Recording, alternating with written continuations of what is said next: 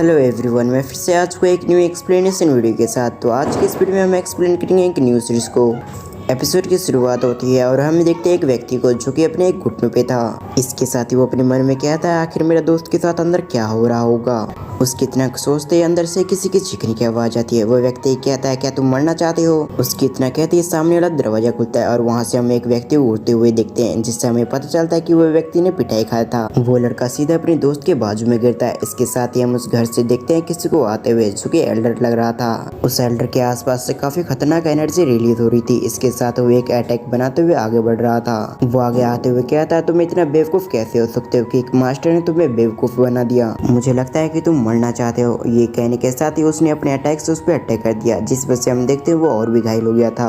ये देखने के साथ ही हम उसके दोस्त को देखते हैं जो कि अपने पास से एक पोर्ट निकालते हुए कहता है मास्टर मैंने सारा सेल्ट कर दिया और इसके अंदर सारे स्पेशल स्प्रिंग हैं। ये कहने के साथ ही उसने उस पोर्टर को उसे दे दिया। इधर इस चीज वजह से तो वो काफी मास्टर खुश हो गया था। इसके साथ ही वो कहता है तुम काफी अच्छे हो। इसके साथ ही वो दूसरे वाले व्यक्ति को फटकार लगाते हुए उससे कहता है तुम्हें अपने दोस्त से कुछ सीखना चाहिए। एक बार फिर से हम उसके दोस्त को देखते हैं जो कि हमारे इस सीरीज का मेन कैरेक्टर होने वाला है और हमारे मेन कैरेक्टर का नाम लूसेन जी है। लूसेन जी मास्टर की तरफ पोटली करते हुए कहता है मास्टर आप एक बार चेक कर लीजिए कि इसके अंदर पूरे हैं या फिर नहीं। इस पर वो मास्टर कहता है मैं तुम पे शक कैसे कर सकता हूँ, तुमने काफी अच्छा किया। ये कहने के साथ वो अपनी स्पेशल पावर का इस्तेमाल करते हुए उस पोटली को अपने हाथ के अंदर लेके आ जाते हैं। फिर वो आगे कहते हैं लिंक्यून तुम काफी अच्छे लड़के हो, मुझे तुम्हारी मेहनत काफी पसंद आई। चलो ये अच्छी बात है कि तुम अपने दोस्त की तरह नहीं हो जो कि काफी बेवकूफ है।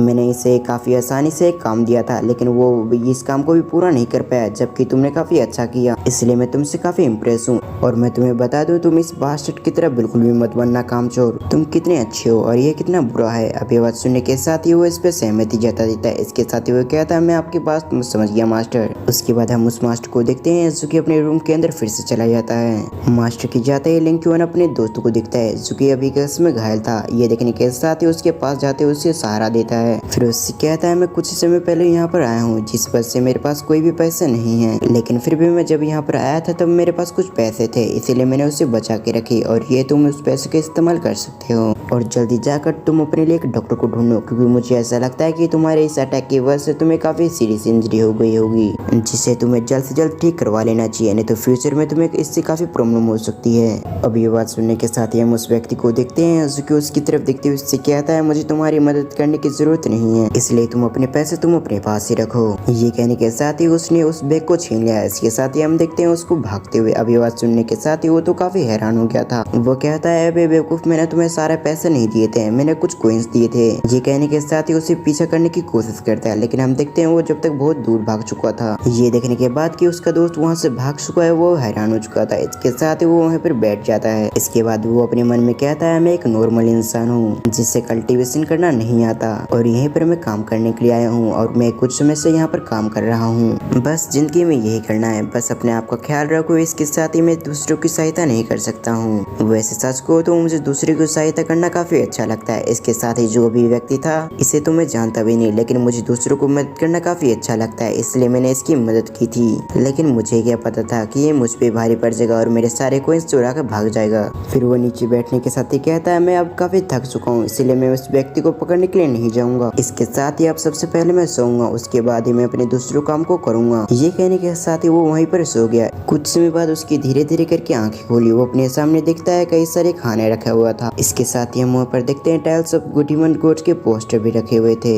ये सब देखने के साथ ही वो हैरान हो गया था। वो अपने मन में कहता है मैं कहाँ पर आ चुका हूँ। इसके साथ ही वो अपने आप को देखता है जहाँ पर वो शेयर मार्केट में पैसा लगा रहा था। जब वो अपने आप को देखता है तो वो हैरान हो गया था। इसके साथ ही वो अपने मन में कहता है ये मैं कैसे हो सकता हूँ। उसकी इतना कहती है अचानक से उसकी आंखें खुल गई जब उसे पता चलता है कि वो तो बस एक सपना देख रहा था। अब इस चीज को रियलाइज करते हुए अपने मन में कहता है ये कितना स्ट्रेंज सपना था, ये आज से पहले मैंने ऐसा सपना कभी नहीं देखा। सडनली मुझे क्या हो गया। ये उसकी इतना कहती है हम देखते हैं उसके दिमाग में कुछ होने लगता है, जिस वजह से उसने अपने दिमाग को पकड़ लिया था। इसके साथ ही वो अपने मन में कहता है आखिर मुझे क्या हो रहा है। मुझे ऐसा लगता है कि मेरे अंदर किसी की मेमोरी आ आ रही है। उसकी इतना कहती है, हम देखते हैं उसके अंदर से काफी मात्रा में एनर्जी रिलीज होने लग गई थी। ऐसा लग रहा था कि वो कई सारी दुनिया से होके वो आया है और कुछ समय ऐसे होने के बाद वो पूरी तरह से नॉर्मल हो गया था। वो अपने आप को देखते हुए वो हमें बताता है कि उसका नाम लू हैंगजी है। इसके साथ ही वो अलग अलग चीजों के बारे में बात कर रहा था। वो कहता है, आप मेरे साथ और मेरे बुद्धिमानी के साथ आप ऐसा कैसे कर सकते हैं? आपको नॉर्मल लाइफ नहीं जीना चाहिए। मैं एक जीनियस पर्सन हूँ जिस वजह से आपके दिमाग में आ चुका हूँ। सीरीज में आगे बढ़ने से पहले मैं आपको बता दूं, शायद ऐसा हो सकता है कि इन दोनों अलग अलग दुनिया के दोनों सोल आपस में कंबाइन हो गया हो, या फिर हमने अभी जिसे फ्यूचर में देखा था वो उसकी मेमोरी इसके दिमाग में आ गई है। इसलिए आप लोग ज्यादा कंफ्यूज मत होना। इसके बाद वो आगे कहता है, मुझे जानबूझकर सेक्ट ज्वाइन करना चाहिए। इसके साथ मुझे वहाँ पर ज्यादा ताकतवर बनकर अपने होमलैंड को सेव करना होगा ताकि भविष्य में यहाँ पर कोई खतरा आए तो मैं उसका सामना कर सकूं। वो ये सब कह ही रहा था। उसी समय हम देखते हैं वहाँ पर किसी की आवाज आती है। सुकी उससे क्या आती है, तुम्हें क्या हुआ है?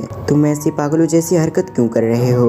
अब उसकी आवाज को सुनने के साथ ही वो अपने स्पोर्ट से वापस आ जाता है, जहाँ पर वो देखता है कि एक व्यक्ति उसके सामने खड़ा हुआ है। ये कहने के साथ ही वो शांत हो चुका था। इसके साथ ही उसके चेहरे पे साफ साफ उदासी को देखा जा सकता था। उसकी ऐसी कंडीशन को देखने के साथ ही लू हैंगजी उससे कहता है, डानियल आखिर तुम्हें क्या हो गया? तुम उदास क्यों दिख रहे हो? क्या ऐसा हो सकता है कि तुम्हारे मास्टर की फैमिली तुम्हारे लिए काफी मुश्किल खड़े कर रही है? वो लोग कभी भी नहीं सुधरेंगे। पहले भी उन्होंने तुम्हारे साथ ऐसे ही किया था और अगर वो लोग ऐसे हरकत फिर से कर रहे हैं, वो लोग कभी भी नहीं सुधरेंगे। मुझे ये बात समझ में नहीं आता, आखिर वो लोग तुम्हारे लिए डिफिकल्टी पैदा क्यों करते हैं?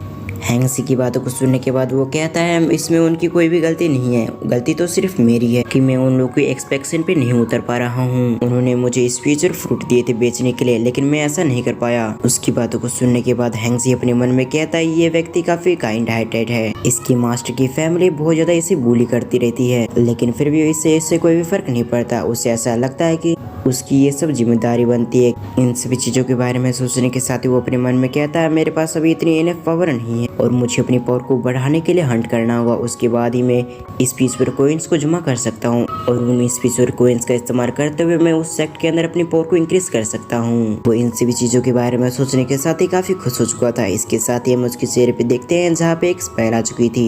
फिर उसकी इतना सोचती हमारा सीन शिफ्ट होकर एक घर पे आ जाता है, जहाँ पर हम देखते हैं एक व्यक्ति बैठा हुआ था। इसके साथ ही एक पक्षी वहाँ पर आता है। उस पक्षी की तरफ देखते हुए उससे कहता है, चलो हम माउंटेन का एक राउंड लगा के आते हैं, देखते हैं तो आखिर उसके अंदर क्या हुआ है।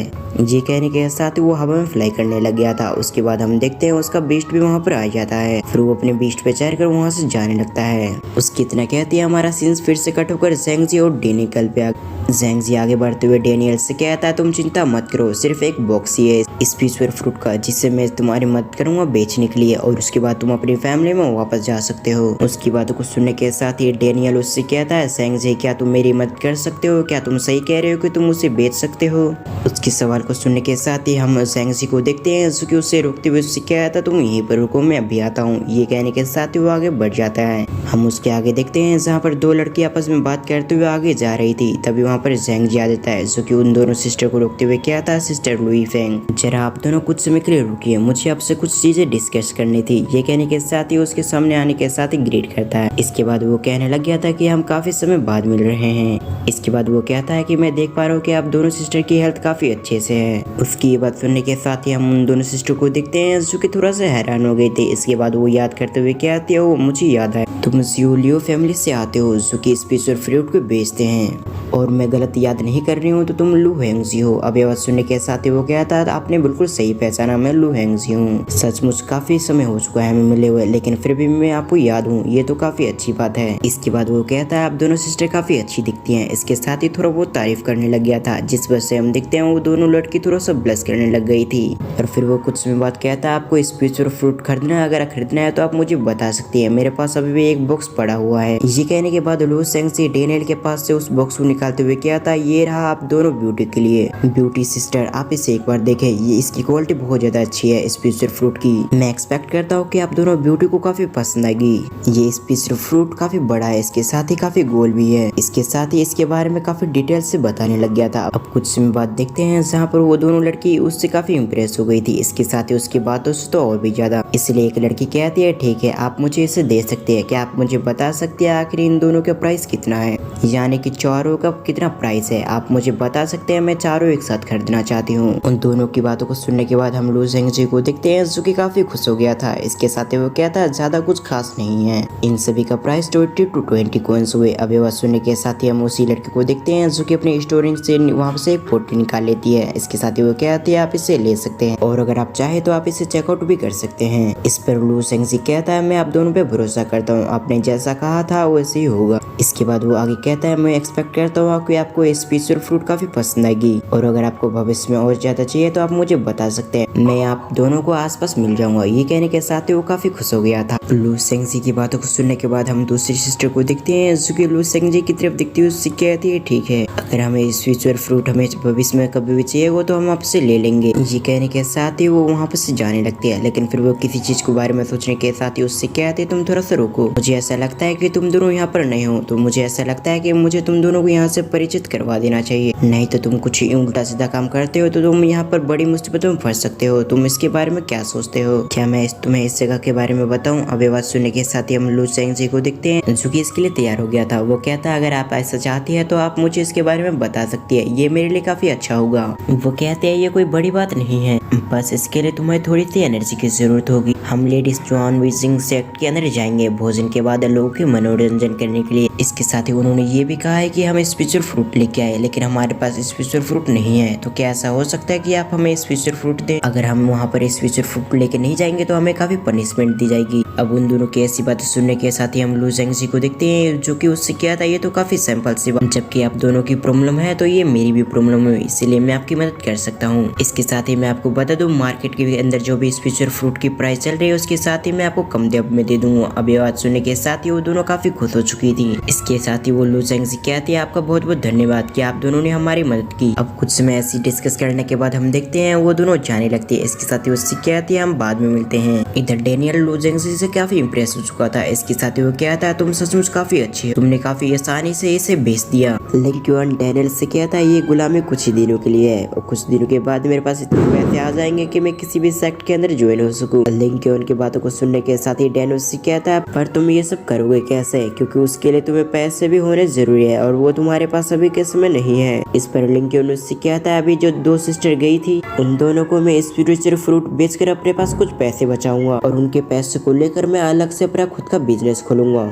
जैसे कि मैं मार्केट में जाकर किसी चीज को एक जगह से काफी मात्रा में खरीदूंगा। इसके साथ ही उससे मैं बोलूंगा कि कम प्राइस देने के लिए और उससे कम प्राइस में खरीद कर यहाँ पर महंगे दाम में बेचूंगा, क्योंकि तुम्हें पता है कि यहाँ से मार्केट काफी दूर है। और ऐसे करते हुए मेरे पास कुछ ही सालों के अंदर इतने पैसे हो जाएंगे कि मैं किसी सेक्ट के अंदर ज्वाइन हो सकूं और वहाँ पर अपनी कल्टीवेशन को बढ़ाने के साथ ही इजीली मैं जुआनजुंग सेक्ट के अंदर ज्वाइन हो पाऊंगा। और जैसे मैं जुआनजिंग सेक्ट के अंदर आ गया तो मेरी प्रॉब्लम भी खत्म हो जाएगी। लिंग योन की बातों को सुनने के साथ डेनियल उससे कहता है क्या तुम मुझे अकेले छोड़ के चले जाओगे? अब ये बात सुनने के साथ ही उसका कोई भी रिप्लाई नहीं देता। फिर अगले सीन में हम देखते हैं जहाँ पर लिंग योन अपने मास्टर के सामने बैठा हुआ था। इसके साथ ही वो अपने मास्टर से कहता है मैंने अभी जो भी कहा वो बिल्कुल सही है, मैंने 2 ब्यूटीफुल सिस्टर से ऑर्डर लिया और वो भी काफी मात्रा में स्पेशल फ्रूट का। लिंग योन की बातों को सुनने के साथ ही उसके मास्टर को उस पर यकीन नहीं हो रहा था कि उसने ऐसा किया है, इसलिए वो अपनी एनर्जी को एक्टिवेट करके उसके चारों तरफ जांच करने लगता है। जब उसे पता चलता है कि लिंकन ने सही कहा है तो वो कहता है ठीक है, लेकिन फिर भी मैं तुम पे विश्वास नहीं कर पा रहा हूँ कि तुमने इतना बड़ा ऑर्डर ले लिया है। तुम सचमुच काफी स्मार्ट हो, तुमने अभी तक मुझे एक बार भी ऑफेंड नहीं किया। इसके साथ ही मैं तुमसे काफी खुश हूँ, तुमने हमारे स्पिरिचुअल स्प्रिंग को काफी महंगे दाम में बेचा है, इसलिए मैं तुम्हें कुछ रिवॉर्ड देना चाहता हूँ। ये कहने के साथ ही वो एक कॉइंस का बैग उसकी तरफ उछालते हैं और कहते हैं ये मेरी तरफ से, तुम इसका एंजॉय कर सकते हो।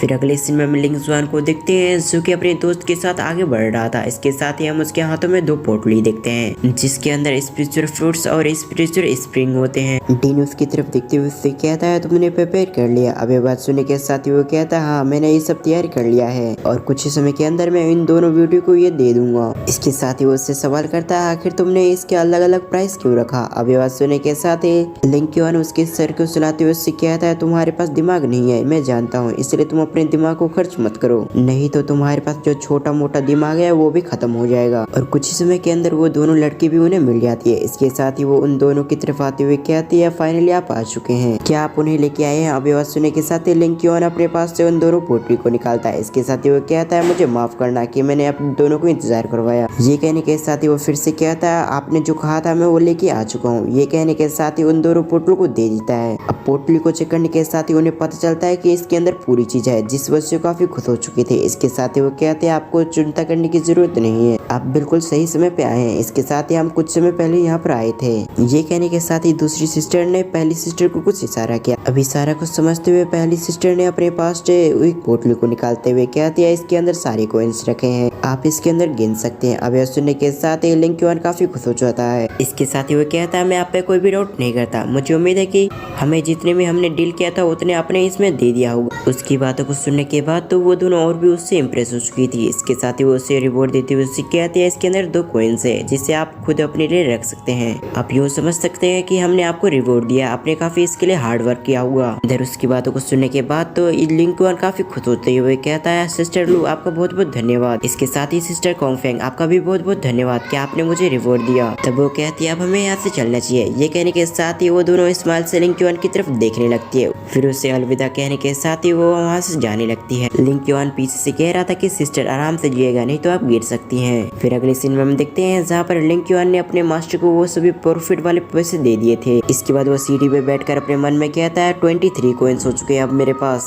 लेकिन किसी एकेडमी को ज्वाइन करने के लिए इतने इनफ नहीं है, तो अब मुझे क्या करना चाहिए जिस वजह से मेरे पास ज्यादा कॉइन्स आ जाए, उसके बाद मैं एकेडमी में ज्वाइन कर सकता हूँ। अभी वो इसके बारे में सोच ही रहा था तभी उसका दोस्त आ जाता है। डेनियल वहाँ पर आने के साथ ही उससे कहता है तुम मेरे साथ चलो, जल्दी चलो पर्पल बॉम्बे फॉरेस्ट। अभी आवाज सुनने के साथ ही उससे कहता है पर वहाँ पर हम क्यों जाए। इस पर डेनियल उसे बताता है कि हम वहाँ पर जाने के साथ ही खरगोश को पकड़ सकते हैं और इसके साथ ही वो अपना ग्लोल दिखाता है। डेनियल की बातों को सुनने के साथ ही वो हैरान होते हुए कहता है क्या तुम पागल हो चुके हो, स्पिरिचुअल खरगोश को तुम इससे कैसे पकड़ सकते हो, तुम्हारा दिमाग तो खराब नहीं हो गया। लेकिन किसी तरह डेनियल उसे लेके चला जाता है और अगले सीन में हम डेनियल को देखते हैं जो कि स्पिरिचुअल रैबिट को ढूंढ रहा था, लेकिन इसके साथ ही उसे कुछ भी नहीं मिलता, जिस वजह से वो हैरान होते हुए कहता आखिर यहाँ पर स्पिरिचुअल रैबिट क्यों नहीं है। ये काफी अजीब बात है। अभी आवाज सुनने के साथ ही लिंग क्यूआन तो काफी गुस्से में आ चुका था। इसके बाद वो कहता है कि तुम अभी फॉरेस्ट के अंदर नहीं आए हो, जिस वजह से स्पिरिचुअल रैबिट नहीं मिलेगा तुम्हें, इसके लिए तुम्हें अंदर जाना होगा। अभी आवाज सुनने के साथ ही उसे समझ में आता है कि आखिर उसने क्या गलती की है। ये कहने के साथ ही वो जैसे अपने स्टेप आगे बढ़ाता है तो हम देखते हैं आगे जमीन नहीं थी, जिस वजह से वो पत्थर से नीचे गिर जाता है और उसे चोट आ जाती है। ये देखने के बाद लिंग क्यूआन उसके पास आ चुका था। इसके साथ ही वो कहता है डेनियल क्या तुम ठीक हो। ये कहने के साथ ही उसे उठाने लगता है। तभी उन्हें एहसास होता है कि यहाँ पर कोई आ रहा है, जिस वजह से वो दोनों पत्थर के पीछे छुप जाते हैं। वो देखते हैं कि वहाँ पर कुछ लोग आ रहे हैं। इसके साथ ही हम वहाँ पर एक लेडी को भी देखते हैं जो कि काफी खूबसूरत थी।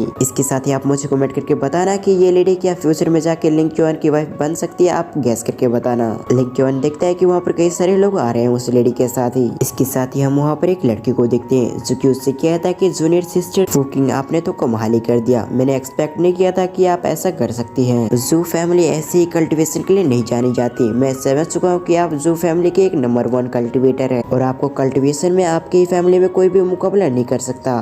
पूरे जून टाउन में आपकी फैमिली नंबर 1 कल्टीवेशन बन चुकी है और इस खुशी के माहौल पे मैंने आपके लिए कुछ प्रिपेयर किया है। ये कहने के साथ ही वो कहता है मैंने आपके लिए स्पिरिचुअल फ्रूट का इंतजाम किया है, आप तो यहाँ पर आ गई, आपने हमें कुछ नोटिस नहीं भेजा, इसलिए हमें किसी भी तरह से स्पिरिचुअल फ्रूट का इंतजाम करना पड़ा और इसीलिए मैं एडवांस में माफी चाहता हूँ अगर हमारी तरफ से किसी भी तरह से कोई समस्या हो तो। इस पर वो कहते हैं कि नहीं ऐसी कोई भी बात नहीं है। फिर उन दोनों में बातें चलने लगती है। इधर हम डेनियल को दिखते हैं जो कि हैरान होते हुए कहता है ये तो जू फेई है, जू मैंसन के एल्डर लेडी, आखिर ये यहाँ पर क्या कर रही है। इसके साथ ही मैंने ये भी सुना है कि ये जुआनजुंग सेक्ट के एक डिसाइपल भी है, इसलिए अभी के समय ये लोग पार्टी कर रहे होंगे। ये कहते हुए वो किसी चीज को देखने के साथ ही काफी खुश हो चुका था। इधर हम फुई किंग को देखते हैं जो कि उससे कहते हैं कि सीनियर ब्रदर लैंग, मैं जुआन टाउन की पैलेस की नंबर 1 कल्टीवेटर हूँ और मैं इनलाइटमेंट स्टेज मिडिल लेवल पर हूँ और आपकी पावर तो मुझसे कई गुना ज्यादा है। इसके साथ ही मैं ये पूछना चाहती हूँ आखिर इस जुआन सेक्ट के अंदर क्या क्या है जिसके बारे में मैं वहाँ पर जाने के साथ ही कुछ गड़बड़ ना हो,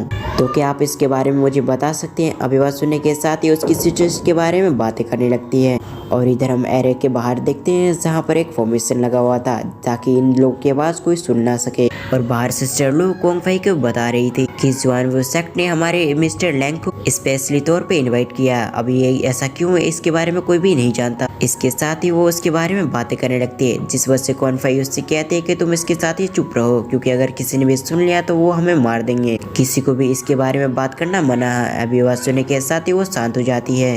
इधर हम लिंग क्योन को देखते हैं जो कि चट्टान के पीछे छुपा हुआ था। ये सब सुनने के साथ ही वो काफी खुश हो जाता है। इसके साथ ही वो अपने मन में कहता है अब मैं किसी तरह से जियांजिंग सेक्ट के अंदर जाऊंगा ही। तभी डेनियल उससे कहता है कि देखो सीनियर ब्रदर यहाँ पर देखो क्या है, यहाँ पर रेबिट आ चुका है। अभी बात सुनने के साथ ही वो अपने गुलर को निकाल लेता है और एक परफेक्ट निशाना साधते हुए रेबिट पे तान देता है, जिस वजह से हम देखते हैं वो सीधा रेबिट से हिट हो जाता है और इसी कारण से वो बेहोश हो चुका था।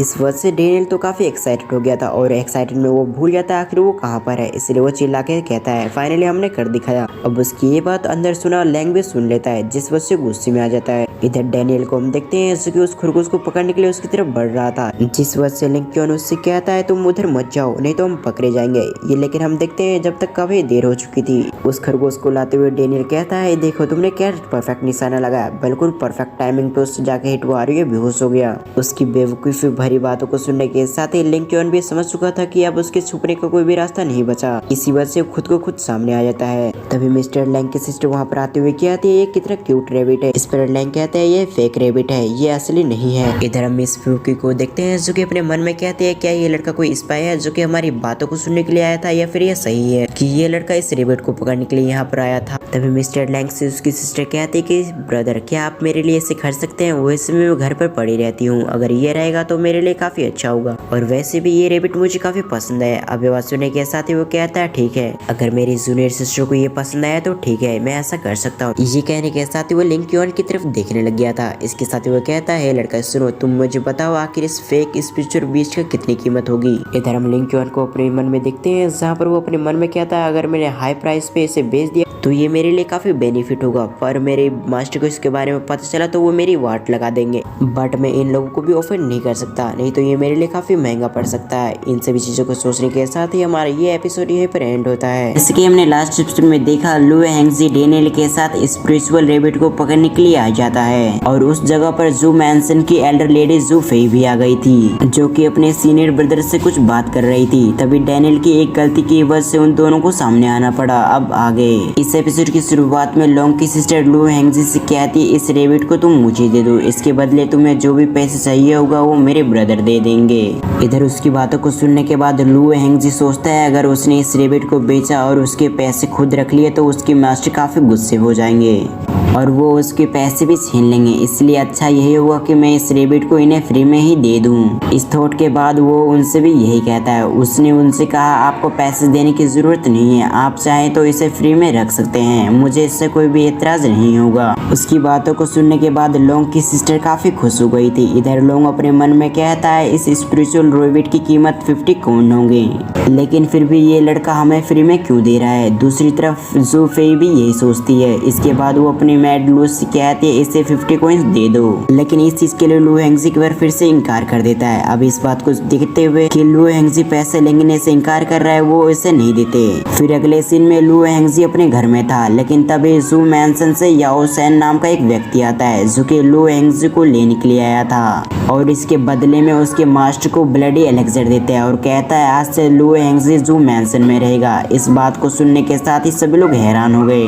और अगले सीन में वो सभी जू मैंसन में आ गए थे। लू हेंगजी अपने मन में कहता है आखिर उन्होंने मुझे यहाँ पर क्यों बुलाया, इसके साथ ही उन्होंने इतनी बड़ी प्राइस क्यों दिया। ये सब सोचते हुए वो याओ सेन को फॉलो कर रहा था। इधर याओ सेन अपने मन में कहता है अगर हमारी एल्डर लेडी ने इसे बुलाया तो जरूर इस लड़की के अंदर कुछ हिडन पावर होगी, हमारी लेडी कोई भी काम बिना लॉजिक के नहीं करती। ये सब सोचते हुए एक जगह रुक जाता है और फिर मैड लूज से कहता है तुम्हें सबसे पहले हमारे रूल्स के बारे में इसे बता देना चाहिए ताकि इससे कोई भी गलती ना हो। और ये लड़का यहाँ आ चुका है, इस चीज को इन्फॉर्म करने के लिए मैं एल्डर लेडी के पास जा रहा हूँ। इसके साथ ही ये लड़का जहाँ रहेगा तुम इस चीज का भी अरेंज कर दो। उसके जाते ही लू हेंगजी मैड लू से सवाल करता है आखिर यहाँ चल क्या रहा है, सडनली एल्डर लेडी ने मुझे यहाँ पर क्यों बुला लिया। उसके सवाल को सुनने के बाद वो कहती है एक्चुअली हमारी एल्डर लेडी को आपसे कुछ काम है, इसीलिए यहाँ पर आपको बुलाया गया है ताकि वो आपसे डिस्कस कर सके।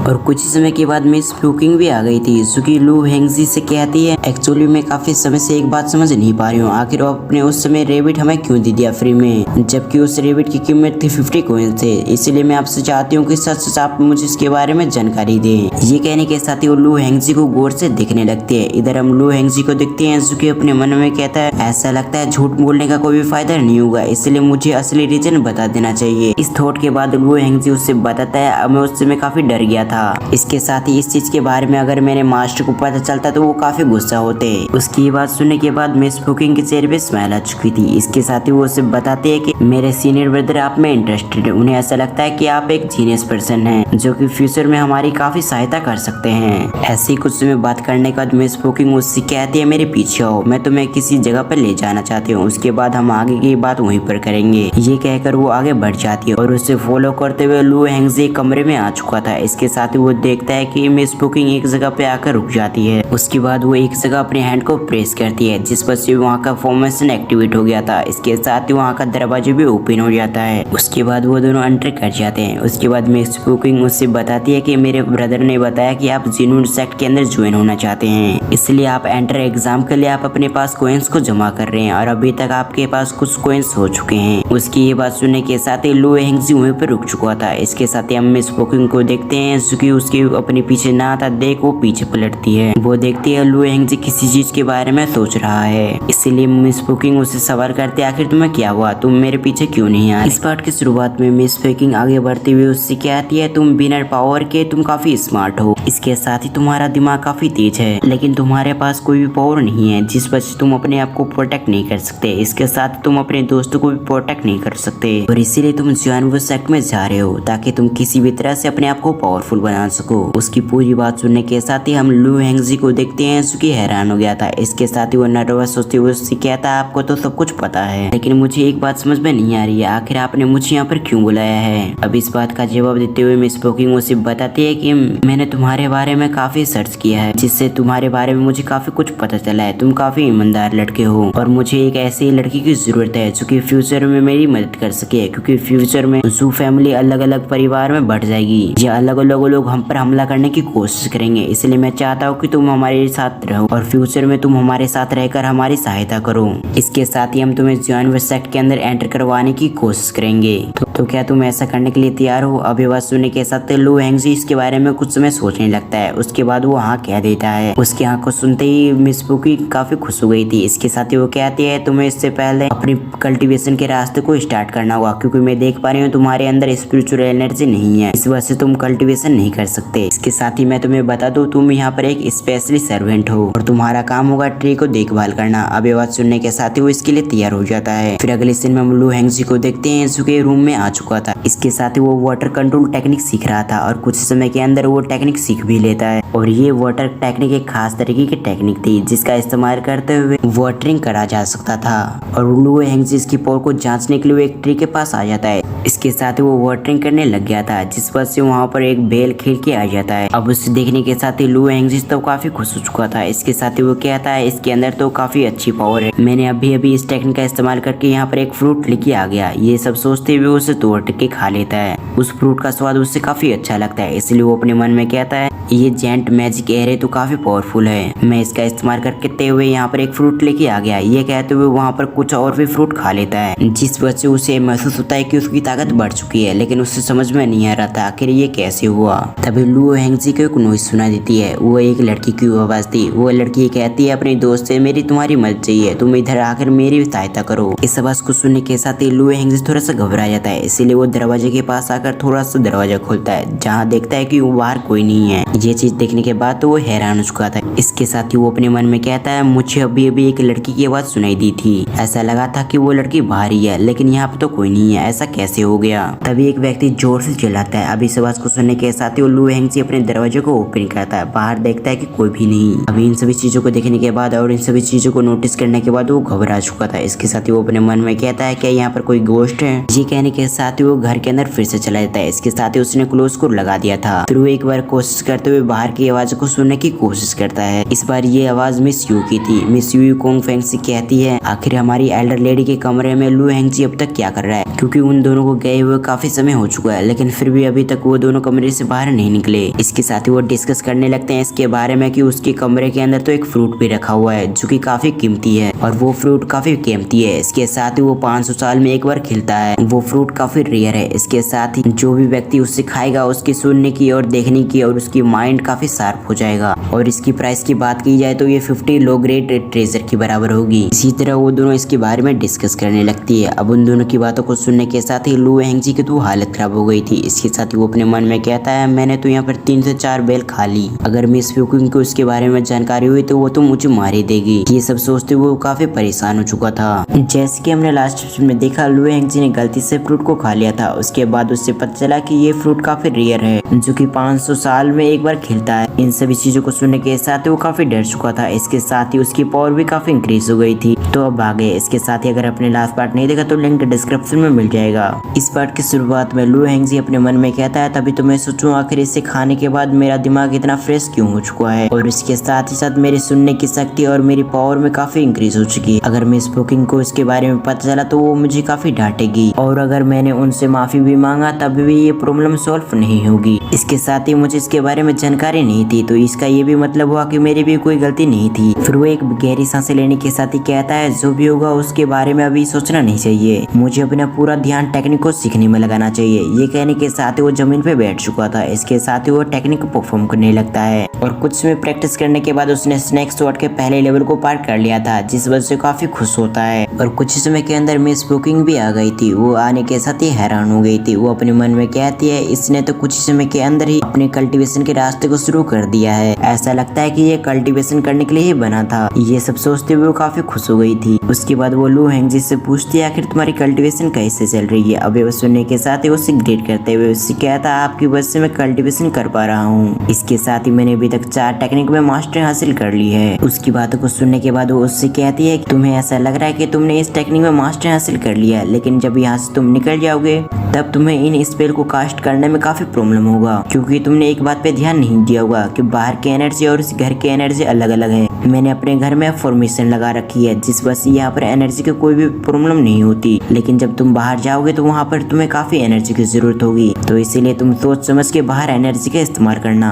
ये कहते हुए जब वो उसकी तरफ देखती है तो उसे एहसास होता है कि वो उसे घूर रहा है, जिस वजह से मिस फ्यूकिंग उससे कहती है, क्या मैंने जो कहा आपको समझ में आया। अभी वह सुनने के साथ ही वो अपने सेंस में वापस लौटता है। इसके साथ ही वो कहता है, हाँ मैं बिल्कुल समझ गया हूँ। इसके बाद वो उसे बताती है कि जो मेंशन में आपका स्टेटस एक सर्वेंट के तौर पे है, लेकिन आप यहाँ पर रह के कल्टीवेशन कर सकते हैं, लेकिन इस बात का ध्यान रखें कि किसी को भी इसके बारे में जानकारी ना मिले। इसके साथ ही आपको सर्वेंट की तरह काम करने की जरूरत नहीं है, आप अपने घर में रहकर अपने स्पेल को कास्ट कर सकते हैं। अभी बात सुनने के साथ ही लू हेंगजी इसके लिए तैयार हो गया था और इन चीजों के बारे में मैंने उन्हें बता दिया है, मिस लू और किंग फेई को। अभी बात सुनने के साथ ही वह फिर से सहमति जताता है और अगर मुझे किसी भी तरह से काम हो गए तो मैं आपको बुला लूंगा, इसलिए आप अपने कमरे में जा सकते हैं। ये बात सुनने के साथ ही अगले सीन में हम देखते हैं लू हेंगजी को जो कि अपने कमरे में आ चुका था। इसके साथ ही वो अपने घर की कंडीशन देखते हुए अपने मन में कहता है, मिस ने बिल्कुल सही कहा था कि यहाँ पर एनर्जी की जरूरत होगी, यहाँ तो बिल्कुल भी एनर्जी नहीं है, इसलिए ऐसा लगता है यहाँ पर स्पेल को कास्ट करना बहुत ज्यादा मुश्किल होगा